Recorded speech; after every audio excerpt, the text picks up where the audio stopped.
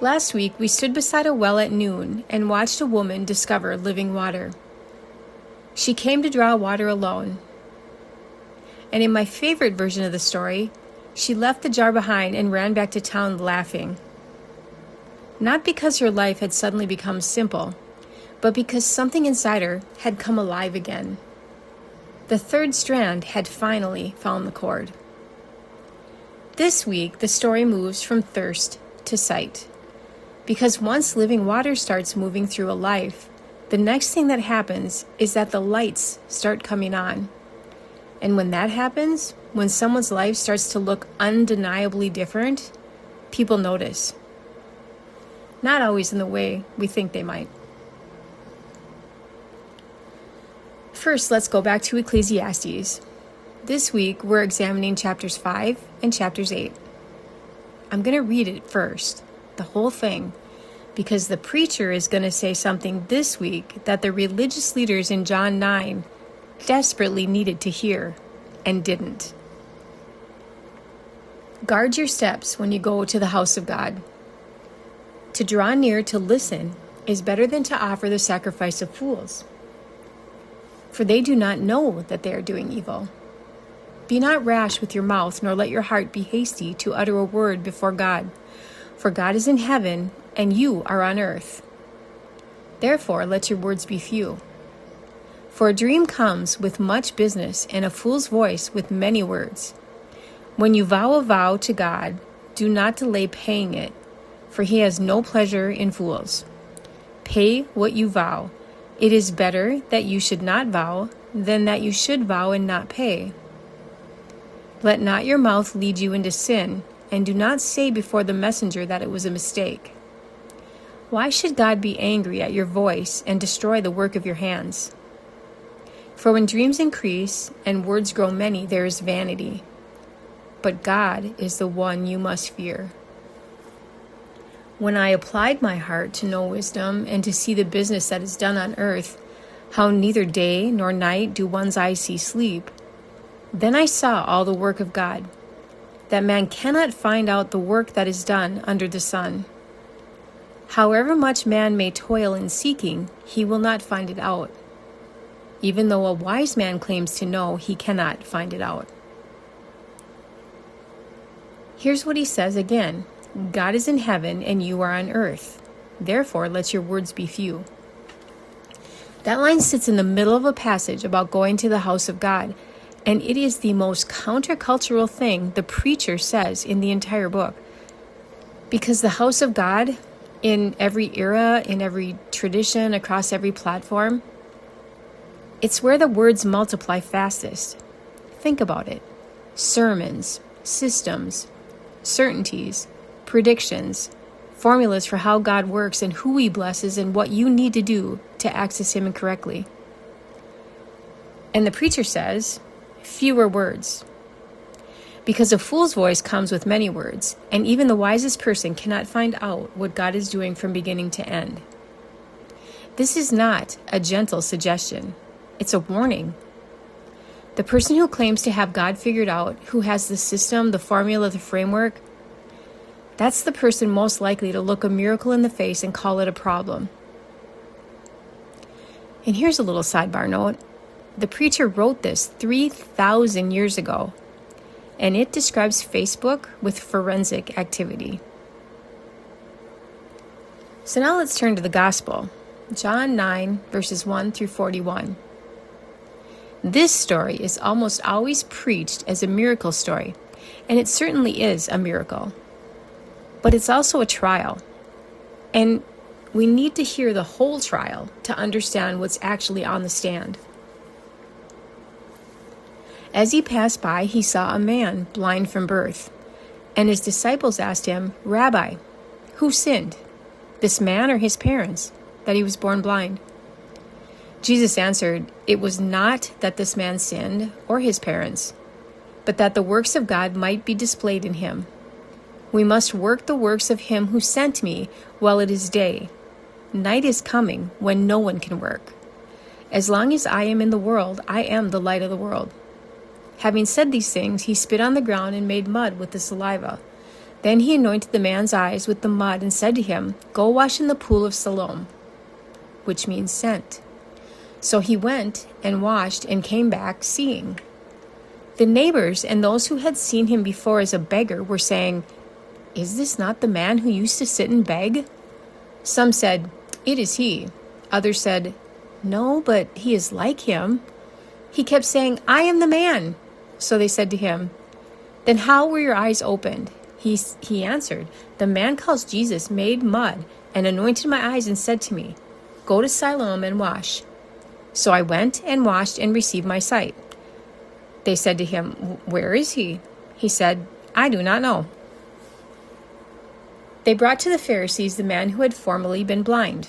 Now it was a Sabbath day when Jesus made the mud and opened his eyes.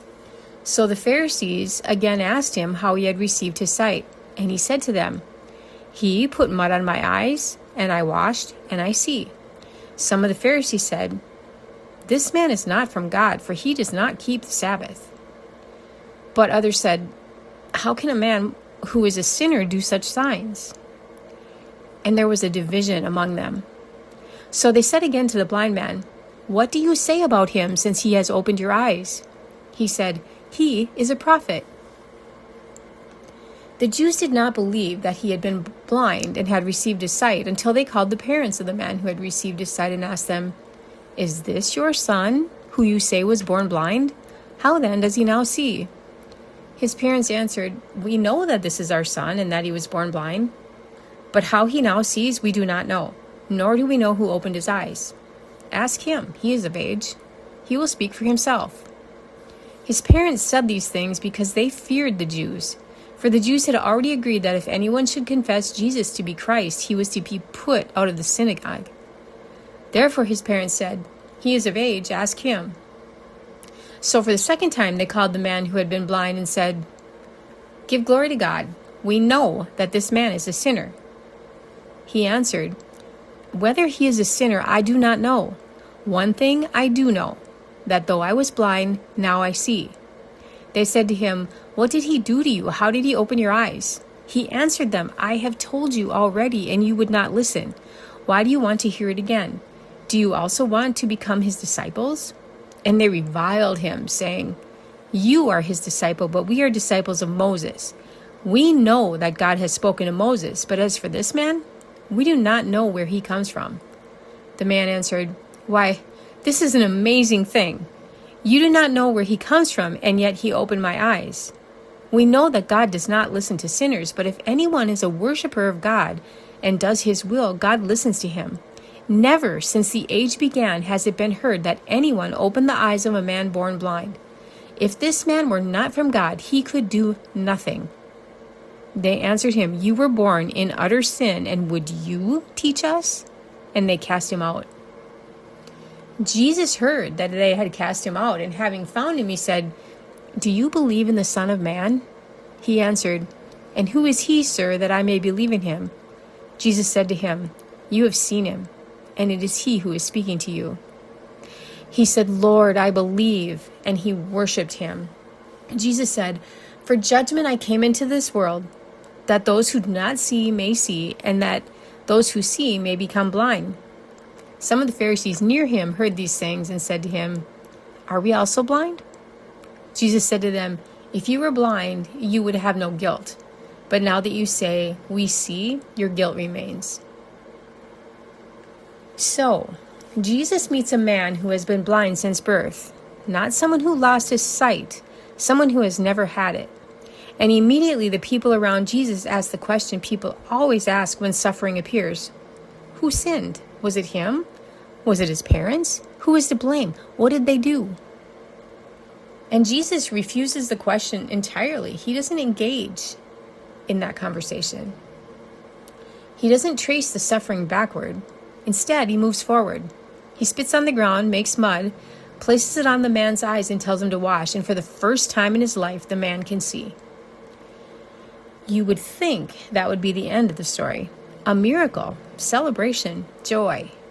But that's when the real drama begins, because the miracle doesn't fit the system. It happened on the Sabbath. Making mud counts as work, which means a man receiving his sight for the first time becomes in the hands of the religious authorities at least, a procedural problem. The neighbors don't recognize him. The religious leaders question him. Everyone wants an explanation. And the man gives the simplest testimony imaginable. A man named Jesus put mud on my eyes. I washed. Now I see. That answer should have ended the conversation, but it doesn't. His parents are brought in. People argue about whether he had even been blind in the first place, and eventually the leaders say, "Give glory to God. We know this man is a sinner." And the healed man answers with a line that has echoed through centuries. "Whether he is a sinner, I do not know. One thing I do know, though I was blind, now I see."